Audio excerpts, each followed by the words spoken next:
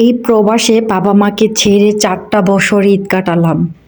যারা প্রবাসে থাকে তারা অন্তত জানে ঈদ আসলে, রোজা আসলে মানে ভিতরটা কতটা ছটফট ছটফট করে বাবা মার জন্য। আসসালামু আলাইকুম এভরিওয়ান, আমি আইমানের মা।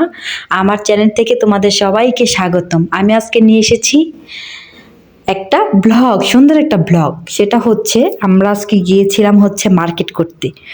তো এটা হচ্ছে হারা লুলু, আমার খুব পছন্দের একটা মার্কেট এটা।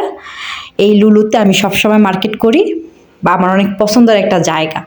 তো এখানে মূলত আজকে আইমান বাবুর জন্য মার্কেট করতে আসছি।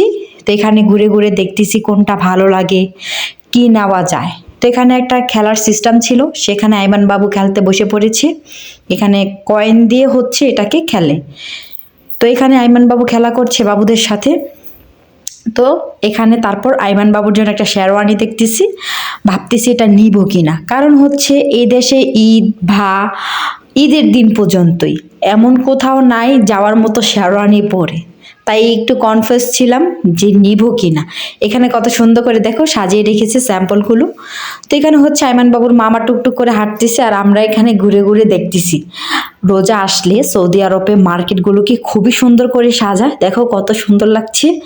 আমরা লিফট দিয়ে উঠে যাচ্ছি উপরে। তো উপরে গিয়ে দেখবো এখানে বাচ্চাদের খুব সুন্দর সুন্দর জামা কাপড় বের করছে, বাট এটার দাম অনেক ছিল। মানে লুলুতে সবসময় দাম একটু বেশি থাকে। তো এখানে হচ্ছে আমি জুতা, আইমান বাবুর জন্য প্যান্ট শার্ট নিয়ে বের হয়ে যাচ্ছি।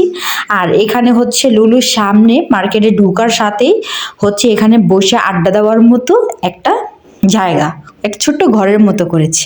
জায়গাটা খুব সুন্দর ছিল। তো আমরা হচ্ছে মার্কেট করে এখন বের হয়ে গেছি। আইমান বাবুর একটা ভাইয়ার সাথে হাঁটতেছে। লুলুর সামনের জায়গাগুলো খুব সুন্দর করে সাজিয়েছে। তো এখানে আমরা গাড়ি বাইরে রেখেছি। তো এখান দিয়ে আমরা বের হয়ে গেছি। আমি মার্কেটটা একটু দেখানোর জন্য মোবাইলটা একটু পিছে ধরেছিলাম।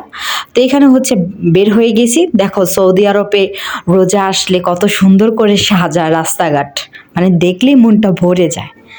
তো এই ছিল আজকে আমার ভিডিও। টাটা।